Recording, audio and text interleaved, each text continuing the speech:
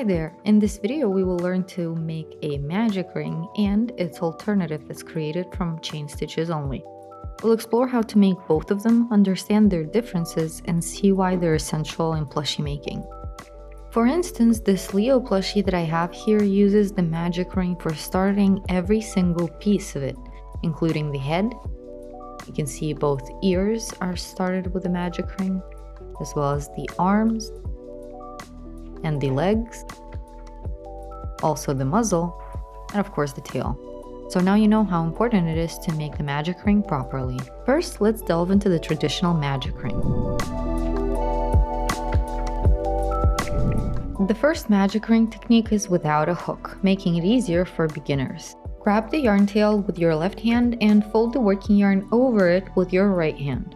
Pinch where they intersect. Now pass the working yarn under this loop and pull it out from above, forming a new one. Twist this new loop to form a cross at the base. Now change the holding position by moving your fingers to grip the base of the loop. This makes it easier to pull the working yarn through. Pull the working yarn from bottom up through this loop and tighten the knot at the base by pulling on this working yarn. Now the magic ring is ready. Pull on the working yarn to adjust the loop size for the hook, and after that proceed to test the ring. Remove the yarn tail and pull it to see if the ring adjusts. Next, make sure that the ring is not too large and insert the yarn tail back inside the ring. This is important because once you start adding the single stitches into your ring, you will need to make sure they go over both of these strands.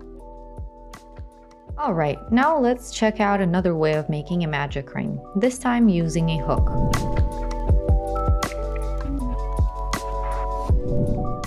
Firstly, form your left hand into a gun shape with your pointer and middle fingers extended, while your ring finger and pinky are folded. Place the yarn tail over the extended fingers, securing it with your thumb. Wrap the yarn around your pointer and middle fingers closer to the fingertips to create a full circle. Then cross the yarn over the first strand towards the left side and wrap it behind the pointer and middle fingers. Continue by sliding the yarn over your ring finger and then tucking it under your pinky. This technique ensures that the yarn is held tightly in place. Hold the crochet hook with its tip pointing downwards. Align it horizontally and parallel to your fingers. Insert the hook under the first strand of the yarn on your fingers. Catch the second strand of the yarn from top to bottom and drag the working yarn to the right, pulling it back from under the first strand. Once the hook is out, point it downwards towards yourself and to the left. Grab the working yarn from underneath. Twist the hook's tip downwards to secure the yarn. Now pull the yarn through the loop on the hook. Gently slide the ring off your fingers, and your magic ring is now ready. Test it by removing the yarn tail and pulling it to check if the ring adjusts. If it functions as expected, you can start adding your stitches. Reinsert the yarn tail back into the ring and ensure that you're adding the single stitches over both of these strands.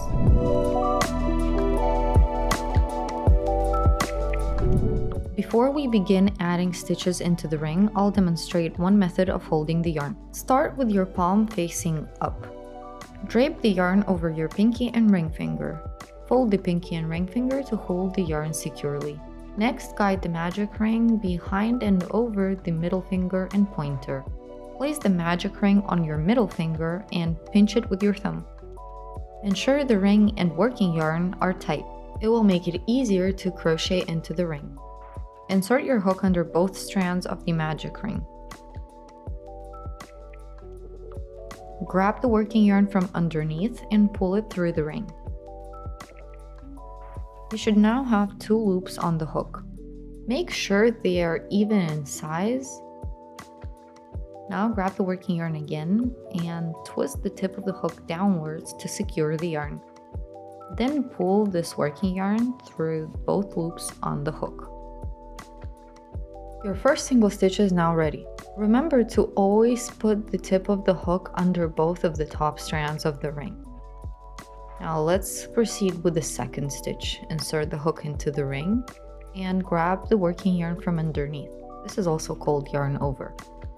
Pull the hook back out of the ring Now you should have 2 loops on your hook. Then grab the working yarn again and twist the tip of the hook downwards. Pull the working yarn through both loops on the hook. And that's your second single stitch done. Continue adding as many stitches as your pattern requires to start the plushie. Most patterns will start with 6 single stitches.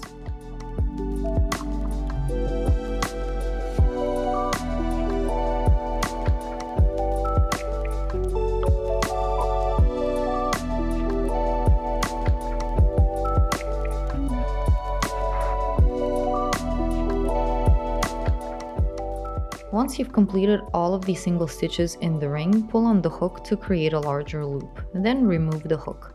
This prevents the last stitch from unraveling. Get the yarn tail out of the magic ring and gently pull on it to tighten the ring. But don't tighten it all the way, you can always return back to it and tighten it after round 2. Each of the stitches has a shape of a V. Here is the first stitch of the row, the second one, and the third one.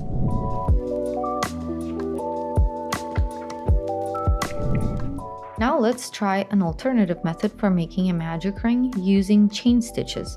Hold the yarn tail in one hand and fold the working yarn over it. Guide the working yarn through the created loop and tighten it to form a slip knot.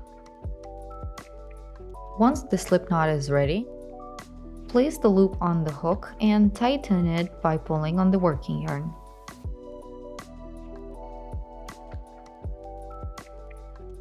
It is important that this loop is small.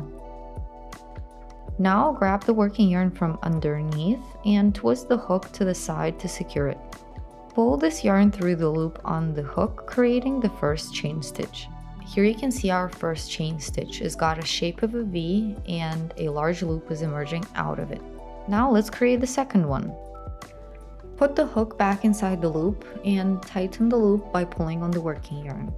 Check the size of the loop, it should be around the same size as the tip of the hook.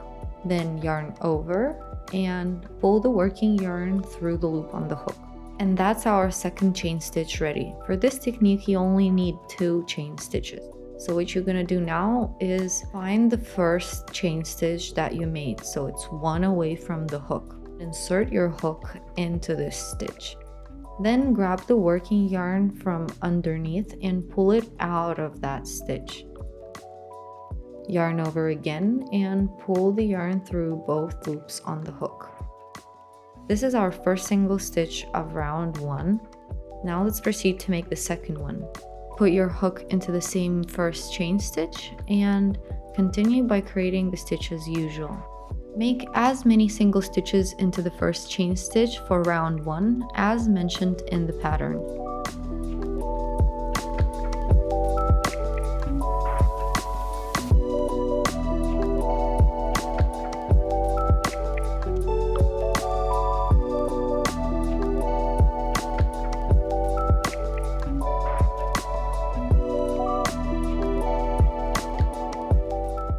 Now this is a magic ring completed using the chain stitch technique, so it's an alternative way of making a magic ring.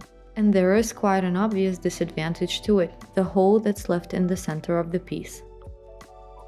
The smaller the first chain stitch, the smaller the hole in the center of your piece. And vice versa, the larger the first chain, the larger the hole. So here is our first stitch of round 1, second, third, fourth, fifth, and 6th.